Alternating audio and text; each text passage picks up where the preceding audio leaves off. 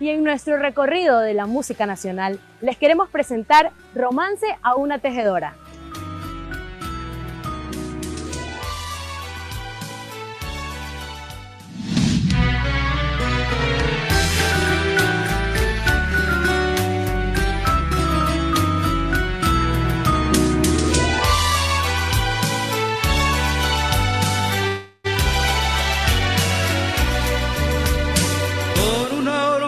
Esperanza y de dos de clavellina va tejiendo su sombrero la maravilla más linda.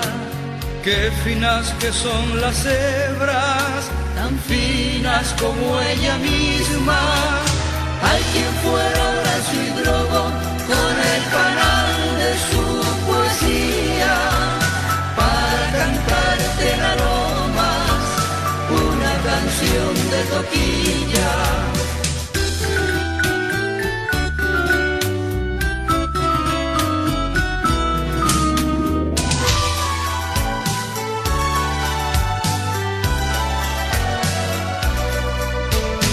Dime, linda manavita, si es verdad que en tus vigilias tejes con aguas delgadas o en diamantes cristalizas ese sombrero tan leve que más que sombrero es brisa. O es que tus dedos de pétalos de rosas, nardos y lilas están tejiendo un sombrero con rayos de luna india.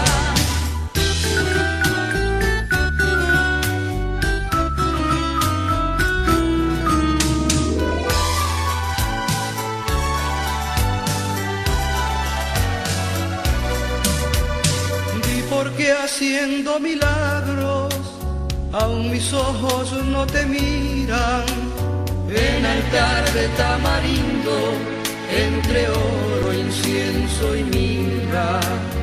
¿O es que acaso por robar al Creador sus maravillas con que tejió las estrellas de los altares te quitan y te encarcelan celosos tras rejas de Eucaristía? Pero no guarda silencio, tus secretos no me digas. Sigue en tu horma de esperanza tejiendo sueños de almíbar y diciendo a labios quedo oraciones de ambrosía. Teje, teje, tejedora de dedos de clavellina. Teje, tejedora y une mis versos a tu toquilla. Al Creador sus maravillas, con que tejió las estrellas de los altares te quitan.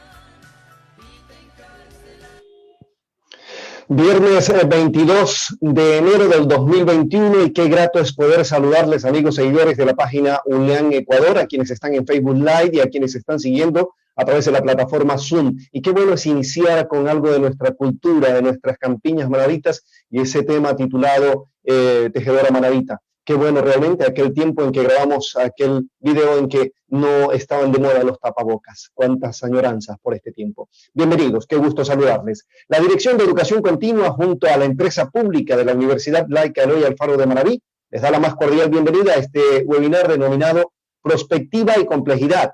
Este es un webinar que responde a las excelentes relaciones de intercambio internacional con las que cuenta nuestro rector, cuyo objetivo es promover el estudio de la prospectiva y la complejidad para la toma de decisiones. Saludamos la presencia virtual de las autoridades universitarias, decanos, directores departamentales y de carrera, personal docente, administrativos, estudiantes e invitados especiales. Les recordamos que a través de la plataforma Zoom está siendo retransmitido este evento en Facebook Live en Ulián, Ecuador. Tenemos unas directrices que vamos a compartir para quienes están dentro de la plataforma, lógicamente, que son importantes darles a conocer a nuestros participantes en esta mañana. Y es importante mantener sus micrófonos silenciados durante el evento. De ser posible, renombrar su perfil y colocar su nombre y apellido. El tiempo de exposición será de 20 minutos por ponente. Al final de las intervenciones habrá un tiempo de 5 minutos para responder preguntas. Si algún asistente va a realizar alguna pregunta al expositor, deberá levantar la mano de manera virtual en la opción participantes y por orden de aparición se brindará la participación lógicamente. Vamos a iniciar este evento con el mensaje de bienvenida a cargo de la rectora subrogante de la Universidad Laica Eloy Alfaro de Manaví, la doctora Iliana Fernández Fernández, PhD, a quienes saludamos en esta mañana. Buenos días, bienvenida. Habilite su micrófono, por favor. Muy buenos días y muchas gracias, estimada doctora María Belén, directora de Educación Continua, queridos participantes, conferencistas, el doctor David Villasís, la doctora Iván Sugasti y el doctor Iván Sugasti y la doctora Lidia Garrido. Es un placer contar con su presencia en esta mañana, así como todos los participantes que se encuentran en estos momentos conectados para formar parte de esta experiencia.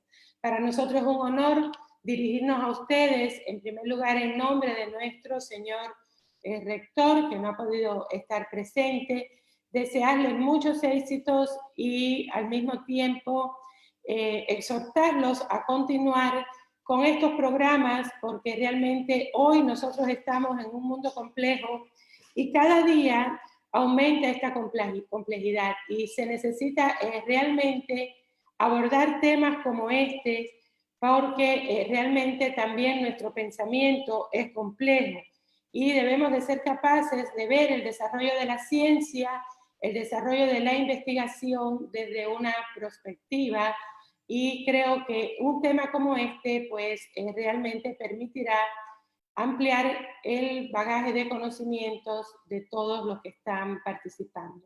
Felicitaciones y muchísimos éxitos en esta jornada. Gracias.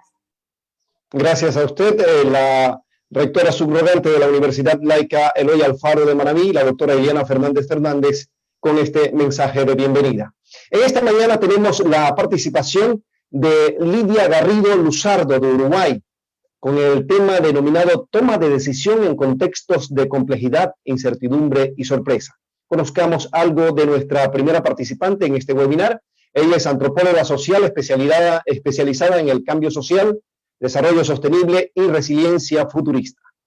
Algunas de las líneas actuales de investigación, capacitación y consultoría, uso del futuro y sistemas anticipatorios en procesos transformacionales, transformaciones en el mundo del trabajo, producción y educación en articulación con nuevas tecnologías. Ha estado permanentemente contribuyendo directa y extensamente a los esfuerzos de la UNESCO durante los últimos 7 años para desarrollar teoría y práctica sobre alfabetización en el uso del futuro y sistemas anticipatorios. En el ámbito de la teoría del cambio, la investigación, acción que ha llevado a cabo con la UNESCO, se ha concentrado en el papel de la anticipación en el cambio sociocultural, la resiliencia y en los procesos de generación de conocimiento en base a la inteligencia colectiva. Tiene una amplia experiencia en el diseño, facilitación y formación de capacidades y competencias anticipatorias en la metodología de Futurist Literacy. Laboratorios de la UNESCO, su experiencia abarca varios países de América Latina, Europa y Asia Oriental. Ella es directora de cátedra de la UNESCO, Anticipación y Resiliencia Sociocultural en Uruguay, consultora para otras organizaciones internacionales como CEPAL, ONU y CEJRC. Ha sido consultora a nivel del Ejecutivo y Legislativo en Uruguay, es miembro del Comité de Planificación del Millennium Project, pues y es miembro activo fundador de la Red Latinoamericana de Prospectiva, integrante de World Futurist Studies Federation. Mucho más que hablar de ella, pero vamos a darle la palabra en este momento a nuestra primera invitada. Señoras y señores, para quienes nos están siguiendo y por supuesto a quienes están en a través de Zoom, la doctora Lidia Garrido Luzardo de Uruguay con ustedes. Buenos días, bienvenida.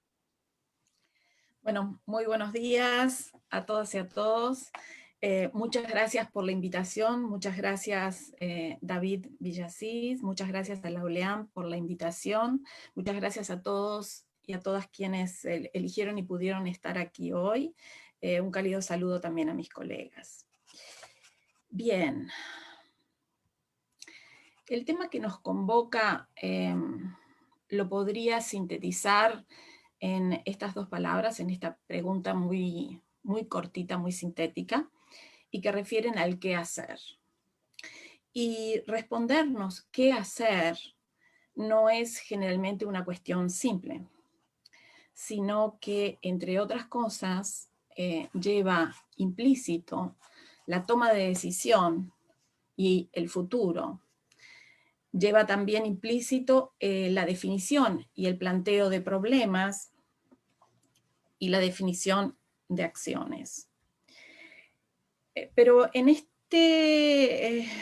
lo que quisiera partir es justamente señalando cómo están imbricados estas dos cuestiones, la toma de decisión y futuros.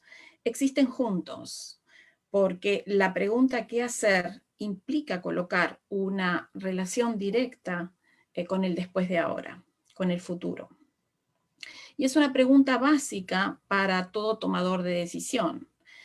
Si tomamos esta definición genérica en el cual por tomador de decisión definimos a las personas en cuanto a su acción, el actor, ¿verdad? Que incluye a quienes tanto definen políticas públicas, por ejemplo, como quienes están en el management, la gestión, define también como tomadores de decisión a empresarios, y todos nosotros somos tomadores de decisión. Entonces, ¿qué hacer al guardar una relación directa con el después de ahora? Es un después de ahora que puede ser el momento inmediato posterior, o puede ser un horizonte de futuros que lo podemos colocar distanciado en el tiempo, 10, 15, 30 años. El área de los estudios de futuros se focalizó principalmente en pensar ese mediano y largo plazo. ¿Qué hacer en relación a un futuro allá adelante? Ese futuro que imagino y que de alguna manera está orientando lo que hacemos hoy. Aquí traigo a Mafalda y a Susanita en este juego del veo-veo, porque de alguna manera es lo que hacemos cuando estamos usando el futuro para tomar una decisión, en ese qué hacer. El tema es, ¿qué pasa si el futuro que estoy viendo es negro? ¿Cómo puede impactar en las alternativas que veo en el presente? Esto que imagino sobre un futuro en realidad refiere a cómo y qué estoy viendo en el presente. Y esto es por la manera en que nosotros generalmente ordenamos el tiempo, ¿no? Esta flecha del tiempo donde hay un pasado, un presente, un futuro, un hecho imaginado que está orientando la acción presente. Y por eso es que es necesario apelar entonces al marco teórico y metodológico que desde la Cátedra de Anticipación nosotros articulamos.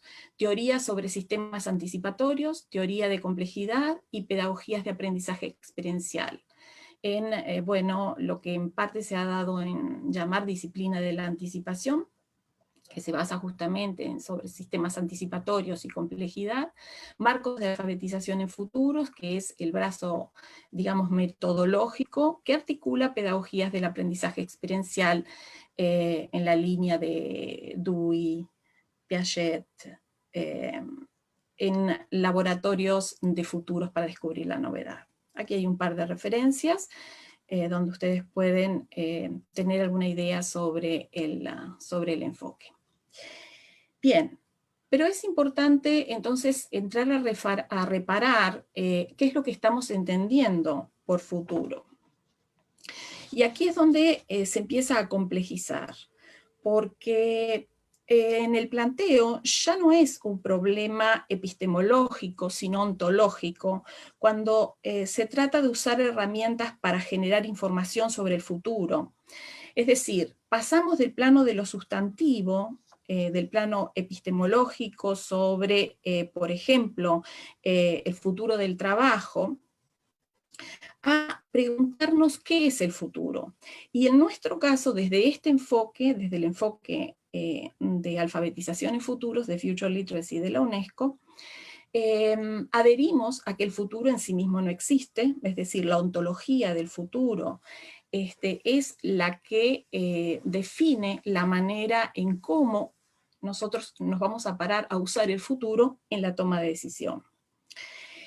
Para lo cual, esa naturaleza ontológica del futuro va a requerir de modelos y procesos que pongan en evidencia la forma en que nosotros estamos usando el futuro.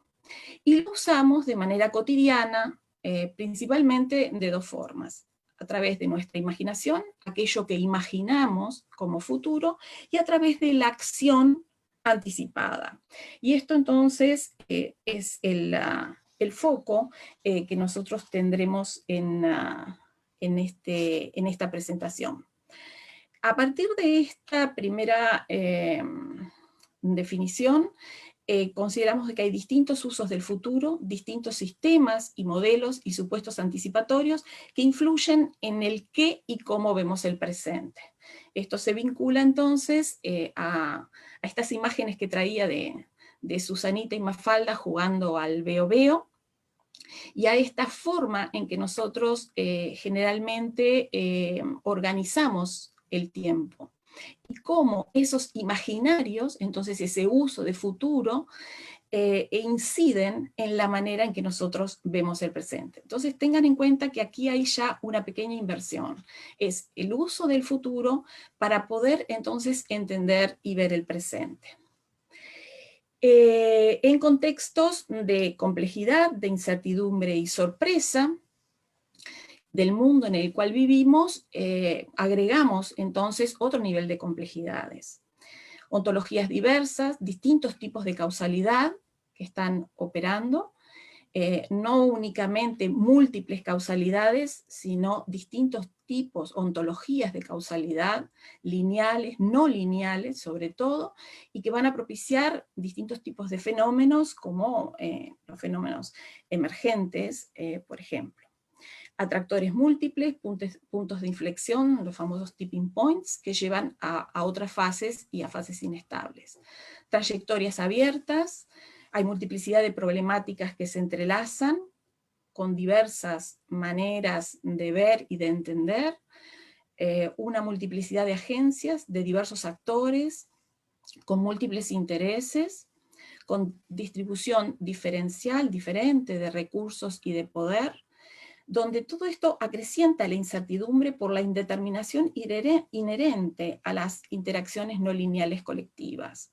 El mundo entonces deja de ser, el mundo político, económico, social, cultural, deja de ser la suma de las intenciones de los individuos, y también a todo esto deja de ser esos imaginarios colocados en futuros allá adelante.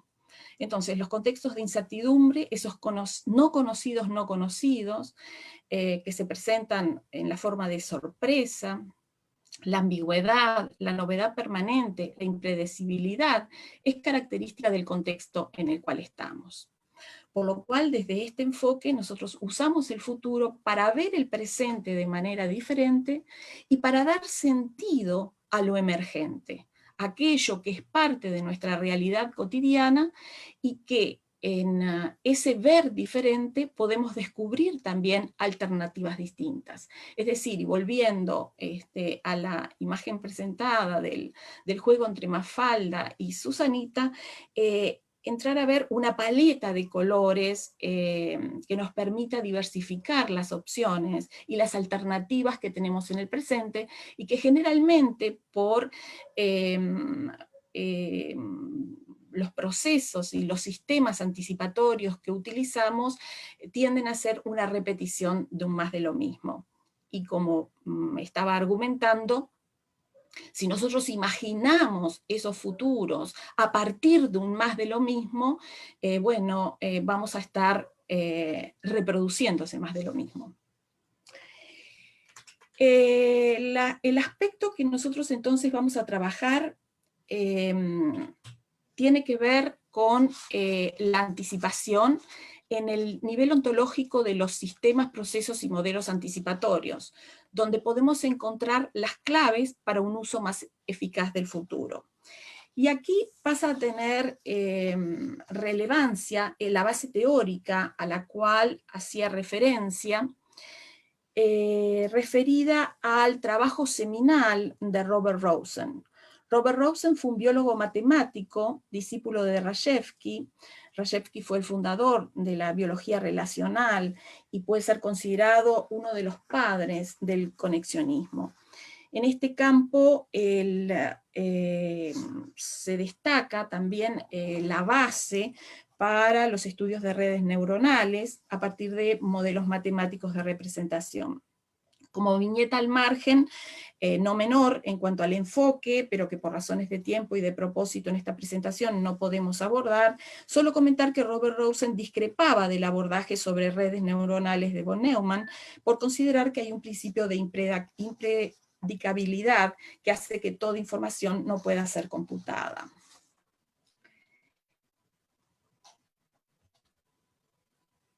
Bien. Robert Rosen, a partir de la teoría de los sistemas anticipatorios, define un sistema anticipatorio como un sistema que contiene un modelo predictivo de sí mismo o de su entorno y que le permite cambiar de estado de acuerdo con las predicciones de un modelo pertenecientes a un instante más tarde.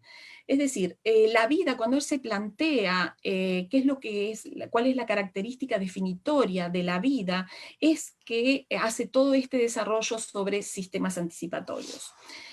Si me permiten, voy a parar un segundo para chequear, porque no sé, y tener un rapport si ustedes están viendo mi presentación.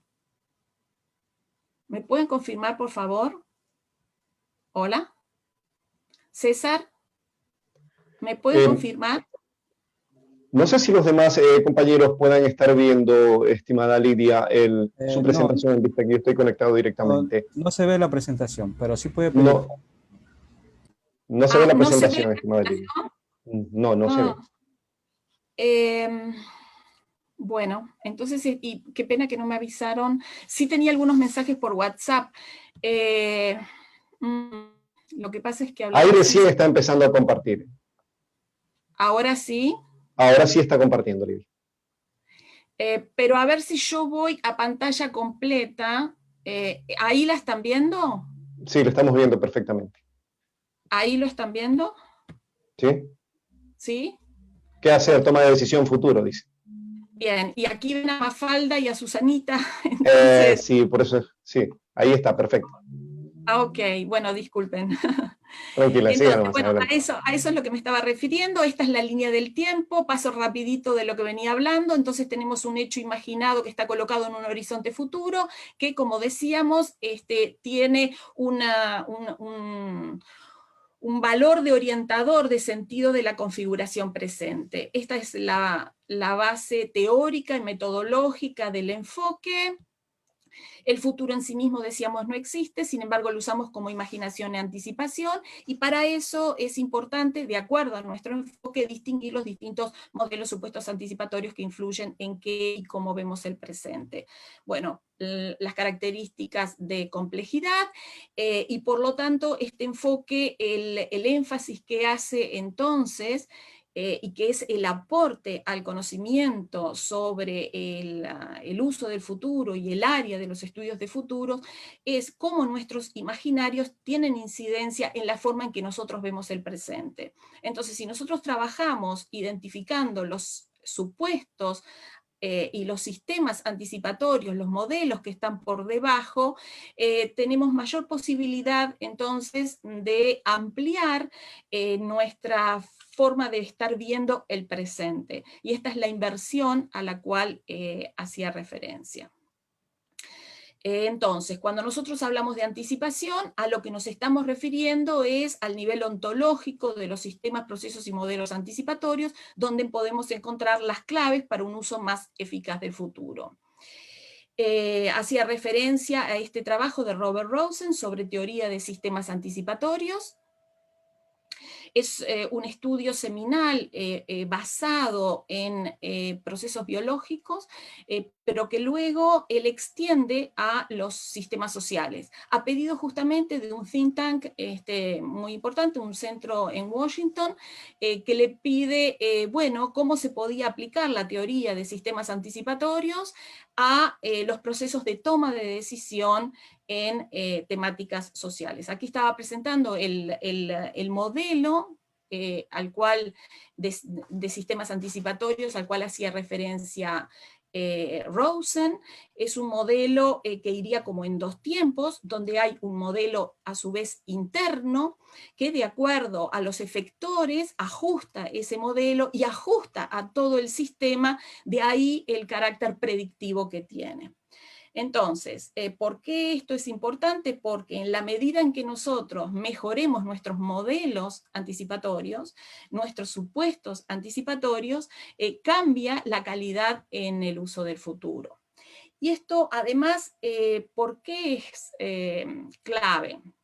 Porque nuestras creencias, nuestras imágenes de futuro, nuestros supuestos anticipatorios, es decir, ya con una denominación más técnica dentro de este enfoque, informan el proceso cognitivo de la toma de decisión. Entonces, perdón.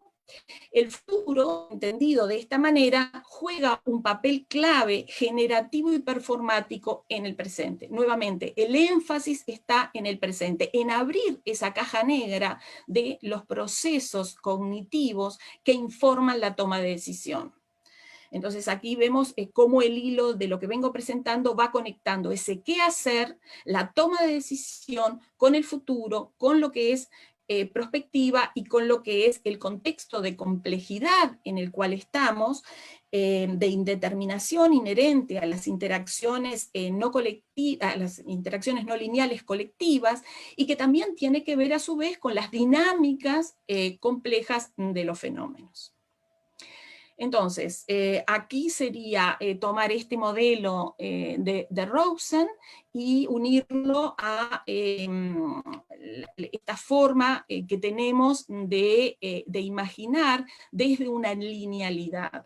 Entonces, es importante esto introducirlo dentro de un sistema complejo que permita esas interacciones donde podamos transformar o cambiar los supuestos anticipatorios y los modelos anticipatorios que estamos usando para mejor informar la toma de decisión y por lo tanto la acción. Nuestros imaginarios están cargados de pasados, la experiencia pasada opera como piloto automático en nuestra configuración de la realidad. De ahí una afirmación que corresponde a Bourdieu, que él habla de la presencia del pasado en la falsa anticipación del porvenir. Entonces, bueno, todo esto sigue tributando a esta necesidad de abrir los procesos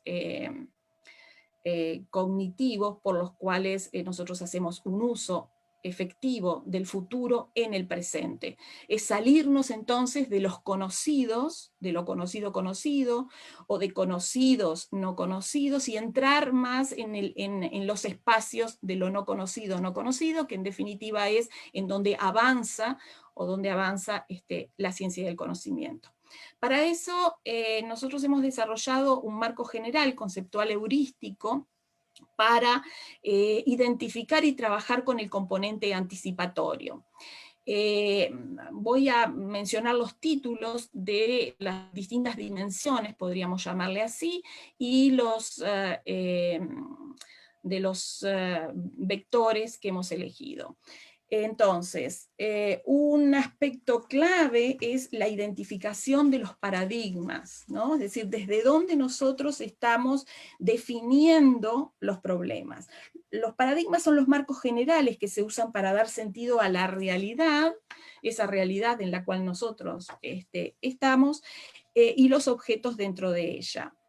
El contrapunto aquí se coloca entre marcos de complejidad, pensamientos de sistema complejo y anticipatorios, y lógicas reduccionistas, reactivas, propias de paradigma cartesiano-newtoniano. Desde tanto la concepción como la aplicación de este marco, no es en el sentido de excluir o de considerar un paradigma mejor que el otro, sino que en lo que hacemos foco es en identificar las diferencias entre uno y otro y ajustarlas a las características de los fenómenos que nosotros estamos utilizando. Sí, lo que se señala es la importancia, la necesidad de un salto de metaencuadre paradigmático para poder dar sentido de una manera más aproximada a la realidad compleja en la que estamos. Entonces, que sea el paradigma de complejidad anticipatorio el que opere como principio ordenador. La otra dimensión que hacemos foco es la que tiene que ver con la creación de conocimiento. Y ahí principalmente destacar el aspecto de lo colectivo, por eso hablamos de co-creación, por eso en alguna de las filminas anteriores había hablado de pedagogías de aprendizaje experiencial en base a inteligencia colectiva. Y en los procesos que implican la utilización, digamos, de iteraciones de profundidad en la medida en que vamos conociendo y aprendiendo. Por eso lo de los bucles de aprendizaje, en base a los trabajos de Argyris y John y de otros autores luego posteriormente. Entonces, los tres bucles, en definitiva, se basan en tres preguntas diferentes. Un aprendizaje de primer bucle o generación de conocimiento de primer bucle va a intentar responder si estamos haciendo bien lo que hacemos, lo que busca es optimización. Una segunda vuelta en ese proceso de aprendizaje, de creación de conocimiento, ya hay una revisión de los supuestos que están por debajo, subyacentes, y una orientación hacia si estamos haciendo lo que tenemos que hacer, ¿no? Porque tal vez podemos estar haciendo algo muy bien, pero no es lo que tenemos que hacer.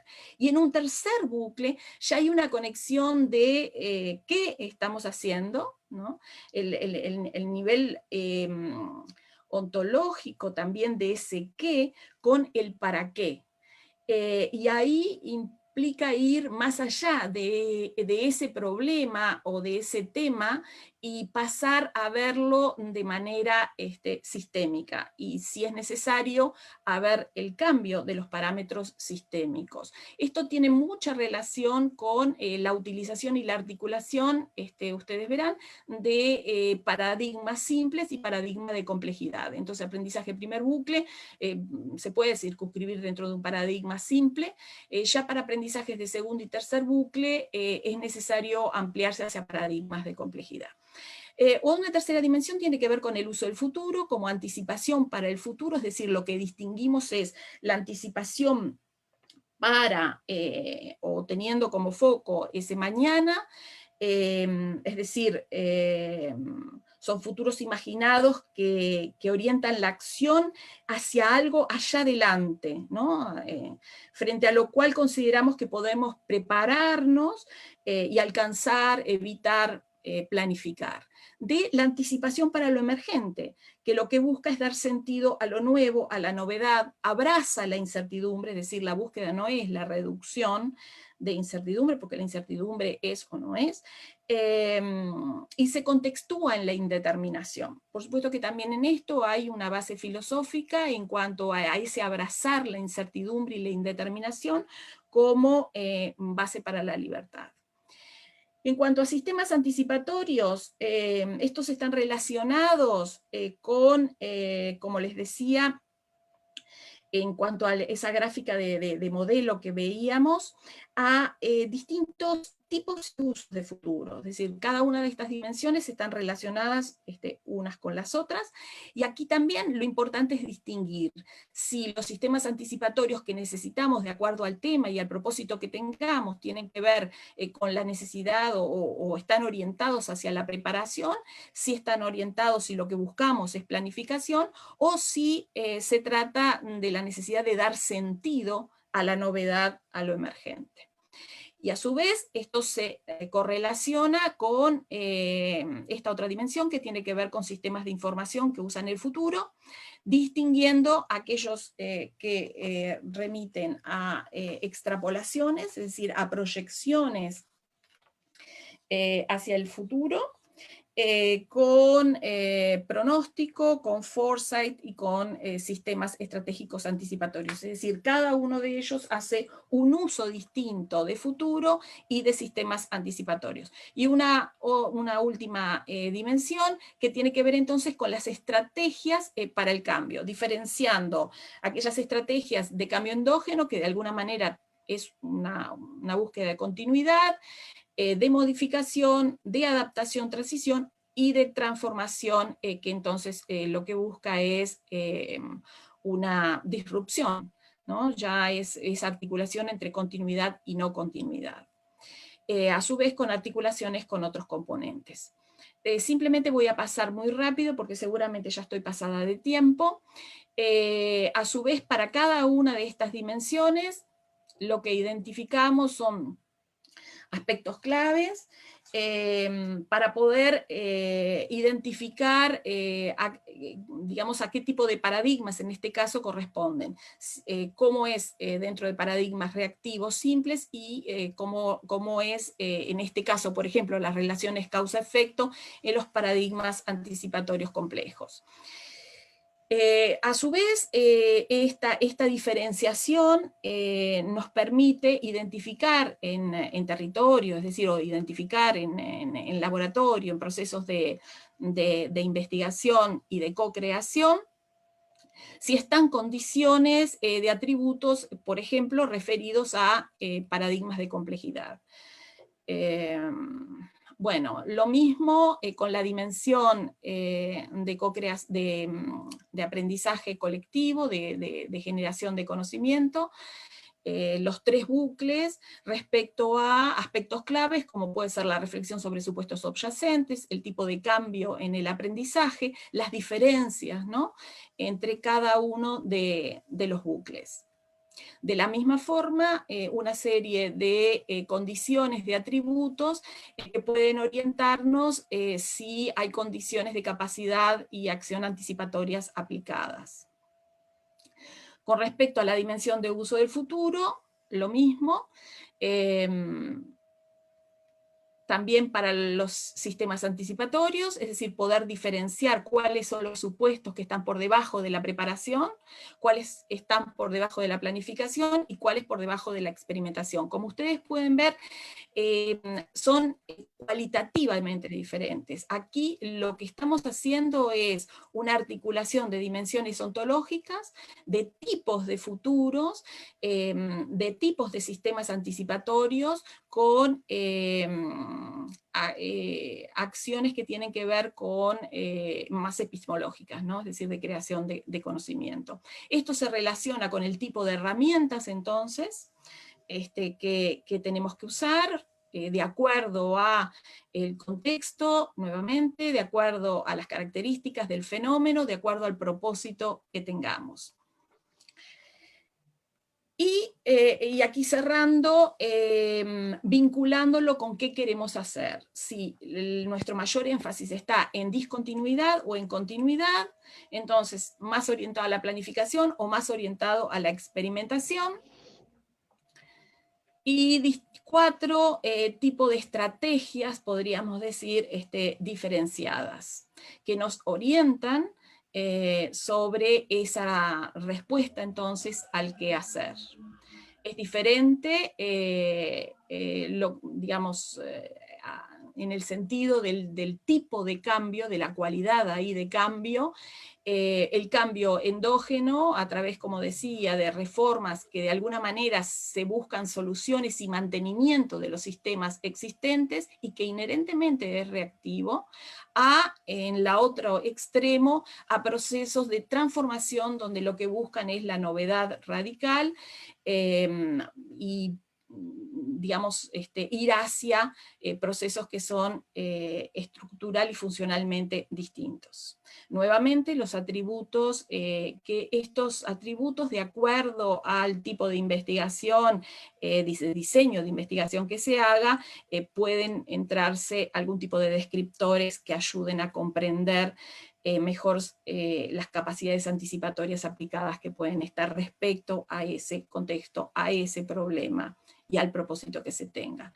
Y aquí rápidamente mostrar, bueno, cómo se estructura metodológicamente en procesos, como les decía, de aprendizaje-acción, recorriendo 4 curvas, recorriendo una curva de aprendizaje en 4 fases, y algunas imágenes aplicadas. Es decir, todo esto que es complejo, y que tiene una gran densidad y robustez teórica y metodológica, tiene una bajada aplicada muy intuitiva y práctica, por supuesto que va a depender del diseño, ¿no?, que se haga, en donde pueden trabajar, como aquí están viendo en la imagen, niños, jóvenes, adultos. En este caso, por ejemplo, fue una investigación sobre la utilización de juegos, de games, en procesos educativos, donde intervinieron también, por ejemplo, diseñadores de videojuegos.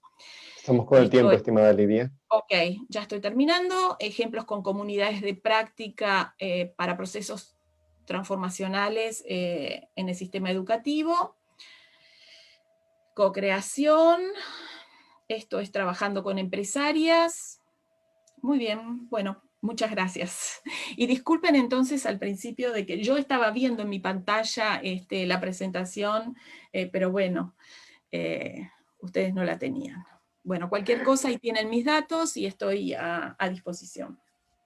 Muchas gracias, estimada Lidia Garrido Luzardo, de Uruguay, con el tema toma de decisión en contextos de complejidad e incertidumbre y sorpresa. Hemos, lógicamente, flexibilizado la participación, tomando en cuenta que, como lo dijo ella en un principio, no se pudo ver,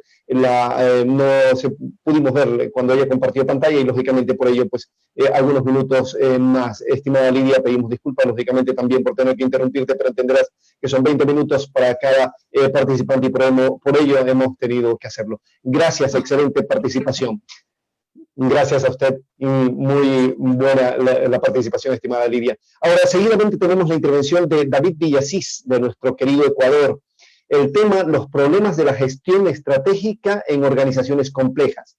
Pero antes permítanme dar a conocer quién es David Villasís, doctor en Administración, PhD por la Fundación Getúlio Vargas de Río de Janeiro, MBA por la Universidad de Westminster en Londres, máster en Seguridad y Desarrollo por el IAEN Ecuador, especialista en Pensamiento Estratégico y Prospectiva por la Universidad Externado de Colombia, ingeniero comercial por la ESPE en nuestro querido Ecuador, se ha desempeñado como decano del Centro de Prospectiva de IAEN, analista de prospectiva del Centro de Estudios y Pensamientos Estratégicos de la ESPE, profesor de Prospectiva Estratégica en Academia de Guerra del Ejército, en la ESPE, IAEN, Escuela Politécnica Nacional, Universidad Simón Bolívar, ULEAN en Ecuador y Universidad de Ibagué y externado en Colombia. Universidad Autónoma de Tamaulipas en México, consultor y director de la empresa Global Trend, Escenarios y Estrategia. Ha escrito varios artículos y capítulos en varios libros en nuestro país, por decir poco del currículum que tenemos de nuestro querido David Villasís, a quien damos la bienvenida. Buenos días, qué gusto saludarle. Un gusto, muchas gracias César, un cordial saludo a todas y todos. Sí, justamente hoy día vamos a hablar sobre el tema de complejidad de prospectiva. Y algunos años que yo trabajo en prospectiva, pero cuando hice mi doctorado, mi tesis doctoral es justamente en complejidad y sistemas complejos. Bueno, por el tema vamos a continuar. Me están ayudando para pasar las diapositivas desde Julián. Jacinto, por favor, la siguiente. Bueno, la introducción dice, como premisa del estudio se establece que la gestión y los sistemas complejos son temas relacionados, ya que si se ven ontológicamente, ambos son sistemas con componentes interconectados que actúan en diferentes direcciones persiguiendo un objetivo común. Entonces, estamos hablando ontológicamente, quiere decir la esencia de los sistemas. Epistemológicamente es cómo se ve el fenómeno. Ontológicamente la esencia. Entonces, ontológicamente sistemas son componentes interconectados. Siguiente, por favor. El enfoque sistémico permite realizar mejoras en la gestión, como la planificación basada en sistemas de información para la toma de decisiones, las actividades de investigación y predicción tecnológica, formación de gestores, entre otros. Siguiente. Siguiente, por favor. Hay unos sistemas diferentes. Anterior, por favor, la anterior. Hay varios tipos de sistemas. Aquí podemos ver la clasificación. 9 es el más complejo, 1 es el más simple. Estamos viendo de arriba hacia abajo, de 9 al 1. Entonces, de acuerdo a la adaptación al ambiente, es el nivel de sistema. Entonces, un sistema trascendental son sistemas complejos, no imaginados aún. En número 8, organizaciones sociales de individuos que actúan como un grupo. Estos pueden ser los grupos humanos. Los sistemas de procesamiento de señales son sistemas conscientes de sí mismos, pueden ser los seres humanos. Los sistemas diferenciados, sistemas con advertencia de imagen interna e interna, como los animales. Blueprinted Road System, sistemas con células de división de tareas. Las plantas, sistemas abiertos son estructuras autónomas en las que la vida y la muerte se diferencian, por ejemplo, las células. Sistemas de control son los sistemas cibernéticos que mantienen el equilibrio bajo límites específicos, como los termostatos. Luego vienen los mecanismos, por ejemplo, las palancas y poleas, y finalmente los marcos, que son la lista de empleados. Entonces, hemos bajado desde el más complejo hasta el menos complejo, los diferentes tipos de sistemas. Siguiente, por favor. Entrando ya a los temas complejos, porque en esta presentación lo que vamos a hacer es sistemas complejos adaptativos, sistemas complejos adaptativos inteligentes. Entonces, sistemas complejos. Menciona Simon que los sistemas complejos están formados por muchos elementos de diferentes interacciones entre ellos, por lo tanto, la mayor detalle en el análisis significa mayor complejidad, teniendo en cuenta que la complejidad no significa difícil. Entonces, recomiendo mucho leer libros sobre Edgar Morin, un profesor francés que habla mucho a detalle sobre estos sistemas complejos, donde dice, a mayor detalle, mayor complejidad, no quiere decir que sea más difícil. Este concepto integrando a las organizaciones, Thompson ya en el 67 describe que la organización compleja como un grupo de elementos interdependientes que crean juntos un sistema completo, que está interrelacionado con el entorno más amplio, es decir, un enfoque holístico de las organizaciones. Es decir, organización y entorno forman un sistema o un ecosistema que tiene un enfoque holístico. Siguiente, por favor. También de los sistemas complejos consideran sistemas, subsistemas, componentes y operaciones. Requieren el desarrollo de procesos integrados responsables de garantizar la sostenibilidad de los productos durante su ciclo de vida. E incluyen actividades tales como la gestión y la ingeniería para delimitar los requisitos y definir el marco aplicable, ubicación de recursos y la ejecución del plan del ciclo de vida total. Siguiente. Y entramos en los sistemas complejos adaptativos. Y aquí se habla ya en el 1929 Anderson. En este modelo los agentes actúan solo con la información disponible de sus entornos, que están interconectados por bucles de retroalimentación, lo que confirma un rango global de estos sistemas. Entonces aquí entran mucho, como son adaptativos, tienen un feedback o retroalimentación con lo que sucede en el ambiente. Se muda el ambiente, cambian ellos también su configuración. Este autor también señala que al aplicar este modelo de gestión estratégica será posible producir soluciones adaptables, rápidas y eficaces. Siguiente, por favor. También dice, por tanto, la gestión estratégica en organizaciones complejas consiste en configurar y modificar ambientes con soluciones efectivas, inesperadas y autoorganizadas. Morley en el 2000 define como sistema complejo adaptativo como un sistema de sistemas donde cada uno de los componentes tiene un grado independiente de toma de decisiones. Sin embargo, cada uno se ve afectado por las acciones de los otros elementos. Entonces, ser un sistema complejo, sabemos que un elemento afecta al otro y este al siguiente. Es decir, en el sistema, una pequeña injerencia en un elemento puede cambiar todo el comportamiento del sistema. Y al ser adaptativo y tener retroalimentación del medio ambiente, es mucho más rápida esa reconfiguración. Siguiente, por favor. Pasamos a la siguiente, Jacinto. Ya, los sistemas complejos adaptativos inteligentes. Entonces hemos hablado de sistemas complejos, luego complejos adaptativos, y los últimos ya serían los complejos adaptativos, sistemas complejos adaptativos inteligentes. Este es un profesor, cuando yo hice mi tesis doctoral, este profesor Liang es taiwanés, y en el año 2000 encontré un artículo que mencionaba que en este sentido configurado sugiere que este tipo de sistema puede ser visualizado como un cerebro humano. La organización como sistema complejo adaptativo inteligente será capaz de procesar información, generar estructuras de conocimiento y facilitar la conceptualización de ideas y toma de decisiones mediante el uso de dos estrategias, deliberadas y emergentes. Es decir, que aquí el sistema, frente a cambios en el ambiente, él mismo automáticamente, sin intervención humana, él puede ya dar soluciones por medio de estrategias deliberadas y emergentes. La retroalimentación continua de la dinámica de la autoorganización permite que estas organizaciones humanas evolucionen, coevolucionen y sobrevivan bajo la alta turbulencia de un escenario futuro. Entonces, cuando se hablábamos de escenarios turbulentos, aquí está la relación con la perspectiva, porque estamos haciendo escenarios turbulentos. ¿Y cómo la organización puede variar?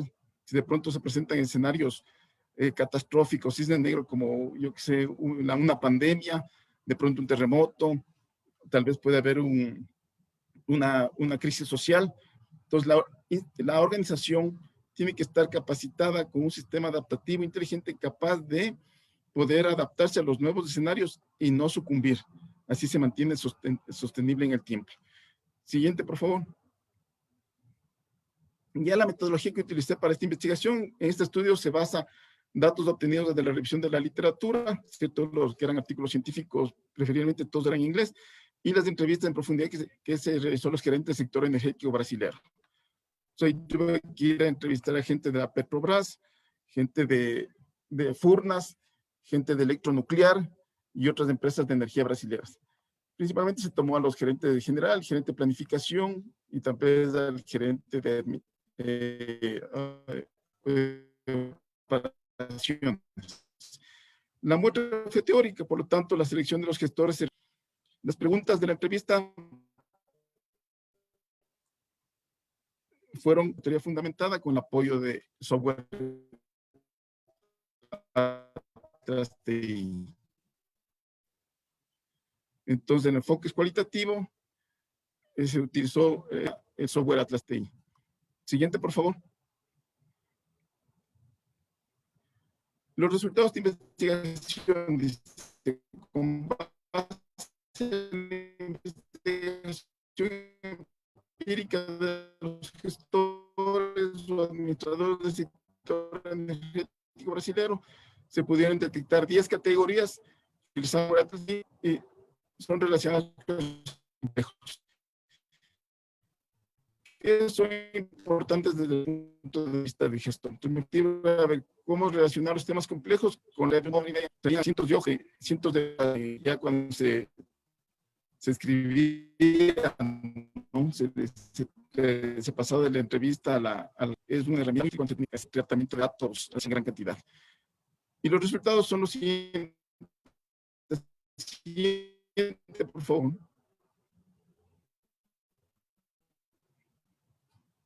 La siguiente, si me ayudan.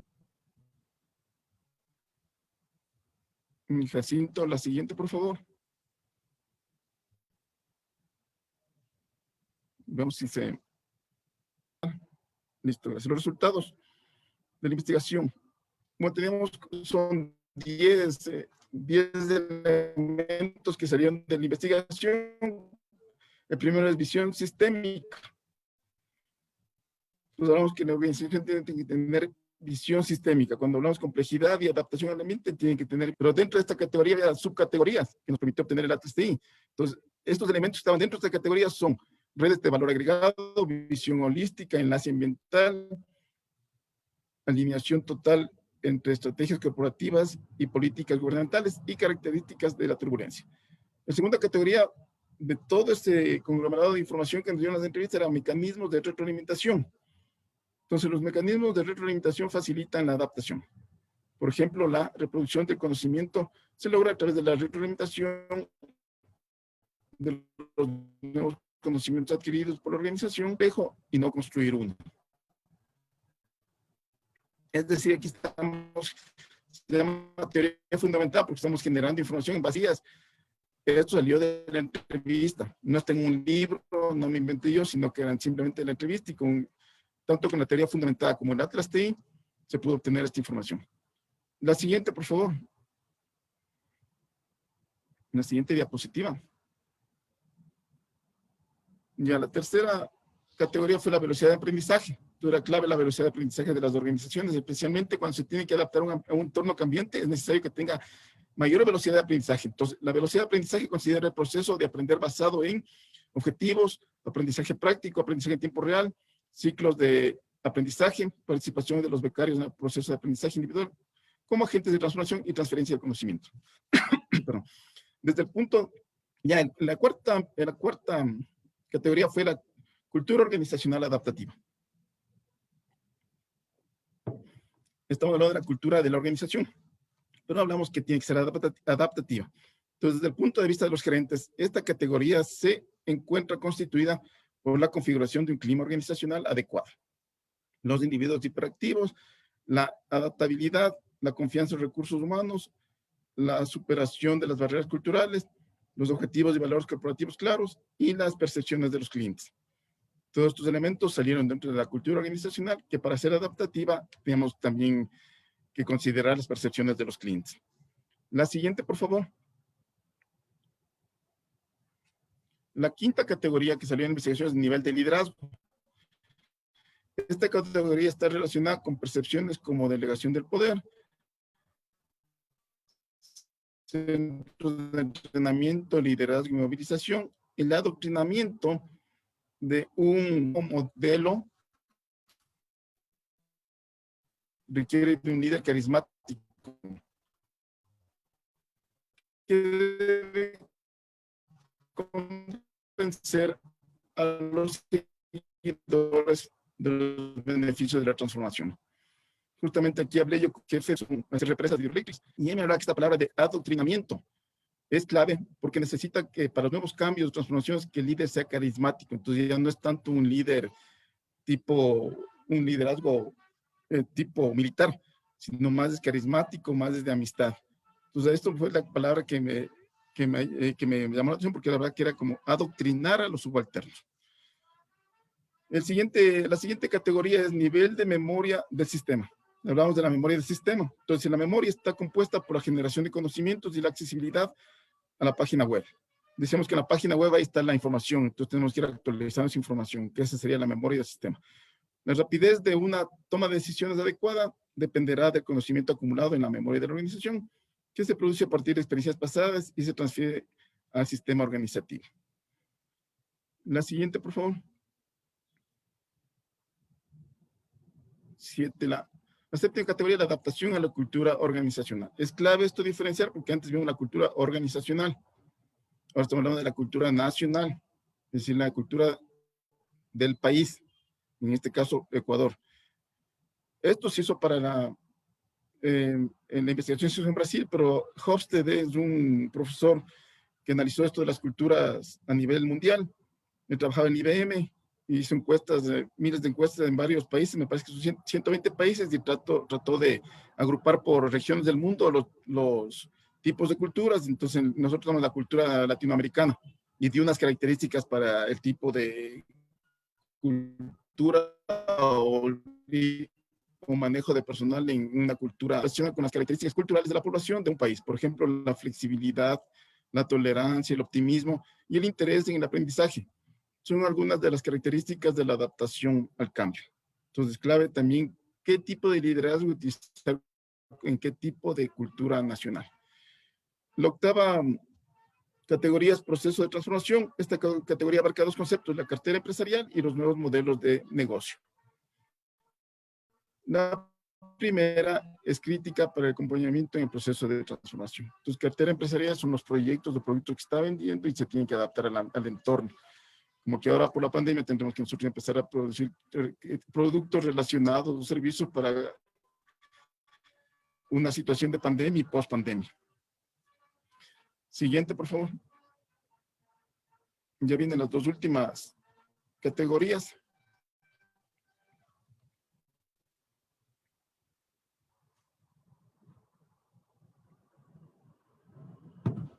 Son el ajuste de trabajo en equipo. Esta categoría considera dos tipos de trabajo en equipo, formal e informal. Cualquier tipo de trabajo en equipo genera una gran sinergia entre los miembros, permitiendo la producción de conocimientos basada en inteligencia colectiva de la organización. Entonces, estamos hablando del trabajo en equipo, estamos hablando de la inteligencia colectiva de la organización, y ahora, bueno, ya también con nuevas tecnologías prácticamente se está creando una inteligencia colectiva cuando estamos haciendo grupos de WhatsApp o en este momento en Zoom. El momento que ya podamos ingresar todos al mismo tiempo y podamos colaborar, ya se está generando una inteligencia colectiva entre todos los participantes. 10. Y la última categoría es mantener la identidad a través de las competencias adaptativas. Entonces, mantener la identidad significa que la organización puede cambiar su negocio, nunca su identidad.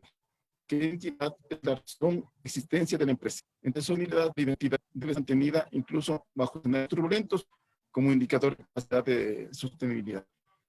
Siguiente, por favor. Ya venimos a las conclusiones del estudio. La siguiente, por favor.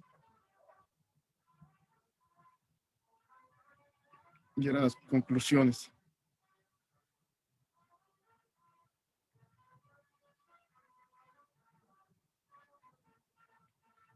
Jacinto, por favor, ¿me puede ayudar con la siguiente, por favor? A partir del análisis anterior se puede concluir que las organizaciones son sistemas complejos. ¿Podemos retroceder, por favor?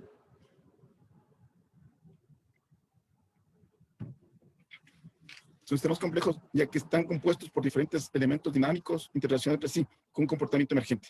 Si hay un cambio en un elemento, afectará en todo el sistema, alterando su dirección y comportamiento.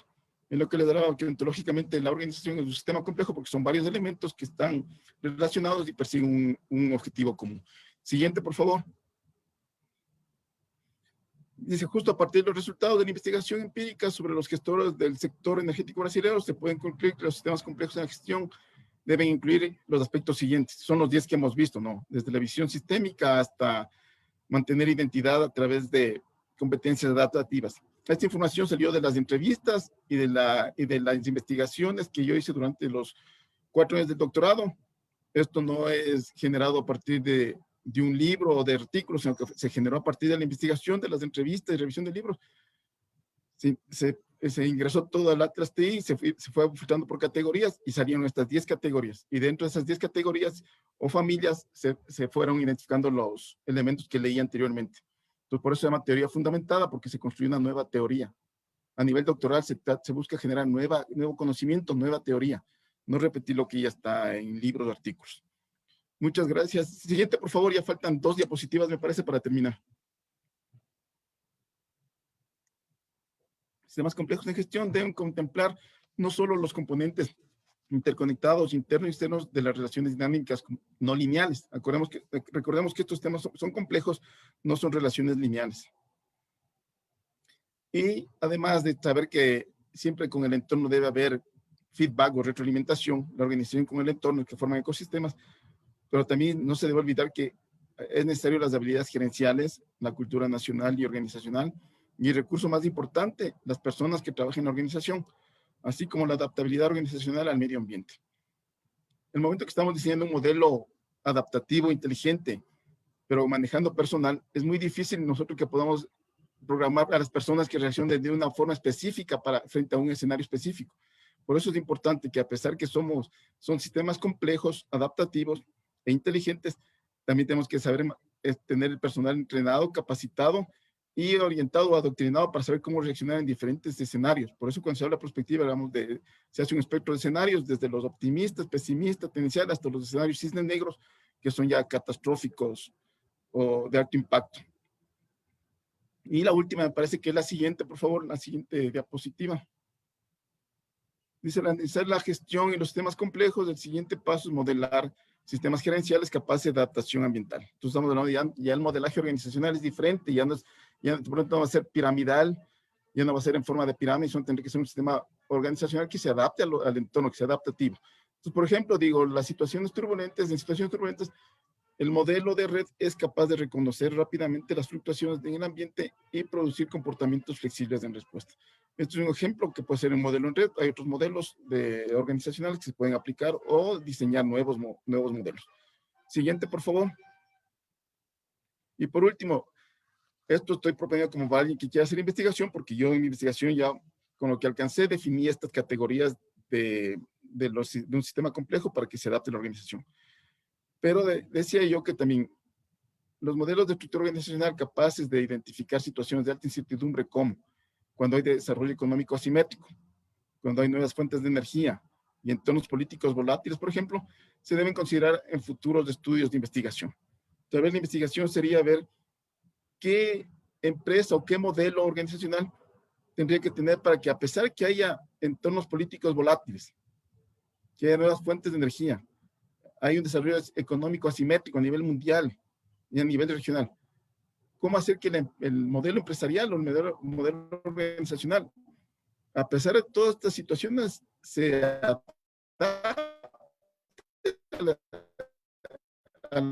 adapte a los cambios? Y se improvisó vino la pandemia y empresas que no eran adaptativas no se pueden adaptar, de pronto se quedaron sin trabajo. Incluso esto es lo que estamos haciendo ahora. Los profesores tuvimos que ya cambiar automáticamente y a futuro se va a hablar mucho de realidad aumentada, realidad virtual y otros temas como esta educación a través también de juegos y tecnología ya de información más avanzada. En todo caso, para alguien que desea investigar a profundidad esto, se podría tomar qué tipo de modelo o modelaje organizacional, pero que permita a la organización adaptarse a situaciones con entornos políticos volátiles, nuevas fuentes de energía y desarrollo organizacional, desarrollo económico simétrico. Siguiente, por favor. Siguiente. Esta es la referencia. Yo escribí, sacando información de mi tesis doctoral, yo escribí en el año 2017 en la revista del IAPEN en México, un resumen de esta presa consultar. Y la siguiente, por favor. Bueno, la siguiente simplemente ya me parece que mi correo electrónico y situación también pueden enviar a Tolian y ellos nos harán llegar las preguntas por correo electrónico. Muchas gracias, Jacinto. Eso es todo de mi parte. Muchas gracias. César, gracias. Gracias. Un abrazo, mi querido doctor, el doctor David Villasís, en nuestro querido Ecuador, con el tema los problemas de la gestión estratégica en organizaciones complejas, lo que nos ha presentado en esta mañana, dentro del tiempo previsto, lógicamente, un poquito teníamos dificultad con el internet, que nos ha estado dando una mala pasada, pero ya son cosas que escapan, lógicamente, a nuestro nuestro trabajo. Así que igual cualquier cosa, pues cualquier consulta que tengamos, de pronto al final entiendo yo, habrá un tiempo para aquello. Gracias al doctor David Villasís. Y para finalizar este webinar, pues vamos a tener la intervención de Ivonne Sugasti Garostidi, de España. El tema que nos trae se llama El futuro del trabajo y la tecnología al año 2050. Interesante propuesta. Vamos a escuchar un poquito de quién es nuestro siguiente invitado, Ivonne Sugasti Garostidi. Él es máster en Administración y Gestión de Empresas en la Universidad de Deusto, en San Sebastián, en la Facultad de Empresarial, en el año 99-2000. Idiomas español, lengua materna, inglés, certificat, Advanced English en Cambridge y francés, dice. Socio director de Prospectiker, Instituto Europeo de Prospectiva y Estrategia. Director de Proyectos Internacionales en LKS, División Mondragón, Ingeniería y Servicios. Presidente del Nodo Español del Proyecto Millennium. Director adjunto de la Red Iberoamericana de Prospectiva, RIVER. Miembro del Comité de Millennium Project. Miembro del Comité de Dirección de Red Europea de Prospectiva desde 1999. Ha dirigido numerosos proyectos sobre planificación estratégica y prospectiva. Ha participado también en la elaboración de diversos estudios sectoriales y planes estratégicos empresariales, Telefónica, Repsol, Mondragón Corporation, Iberdrola, y así como proyectos de prospectivos estratégicos en el sector público en diferentes países como Uruguay, Colombia, Cuba, Canadá, Estados Unidos y también para la Unión Europea, la Comisión Europea. Publicaciones relevantes en Estudio Delphi sobre las organizaciones empresariales y cooperativas en Mondragón Corporation, Latinoamérica 2030, escenarios y Delphi. Proyecto Millennium Territorial, dice también ha participado como socio en el Comité de la Región de la Unión Europea. Y pues ha sido también participante de Latin America Foundation Voting. Nuestras ciudades del futuro, cómo hacer sostenibles los espacios urbanos en la Universidad de Deusto y, por supuesto, otras tantas participaciones y conocimientos que tiene nuestro siguiente invitado, que les invito, lógicamente, a quedarse allí escuchando lo que él nos va a exponer en el tema El futuro del trabajo y la tecnología 2050. Con ustedes, Ivonne Sugasti Garostidi. Buenos días, bienvenido. Muy buenos días y muchísimas gracias, César, y extiendo este agradecimiento a la invitación que he recibido a la ULEAM, a las autoridades académicas, a la rectora y por supuesto me agrada mucho estar aquí con mis colegas del Proyecto Millennium, Lidia Garrido y David Villasís, representando a los diferentes nodos del Proyecto Millennium y a nuestra red iberoamericana de prospectiva, RIVER, de la que también hablaremos a partir de ahora un poco, ¿no? Bueno, y sin más, procederé a compartir mi presentación, viendo un poco que andamos limitados también de tiempo. Espero que, no sé si lo ven ahora bien. Muy bien, pues sin más dilación empezaré con mi exposición sobre el futuro del trabajo y la tecnología en este horizonte al año 2050, en esta investigación que hemos colaborado los diferentes nodos del Proyecto Millennium, y precisamente empezaré hablando un poco de esta iniciativa, ¿no? Del Proyecto Millennium, que podemos calificarla como la principal red mundial de prospectiva y de prospectiva estratégica que existe en la actualidad. No es un think tank al uso, digamos, trata de ser lo que llamamos una transinstitución, porque verdaderamente agrupa a diferentes agentes tractores en el ámbito de lo que nosotros llamamos los desafíos globales, por supuesto a las organizaciones de las Naciones Unidas, a los propios gobiernos en sus diferentes niveles competenciales, a las organizaciones no gubernamentales también y diferentes fundaciones, a las corporaciones y entidades empresariales y, por supuesto, a la academia, a las universidades y al mundo de la educación, ¿no? Bueno, el proyecto Millennium es, como decía, una red mundial que cuenta con más de 60 nodos en todo el planeta, y hoy estamos aquí participando representantes de los nodos de Uruguay, de Ecuador, en mi caso de España, pero bueno, tenemos, como ven, una presencia a nivel global en todos los continentes. Y precisamente lo que tratamos es de conectar las visiones locales, las visiones regionales con las visiones globales sobre esos desafíos globales, ¿no? que denominamos en el proyecto Millennium.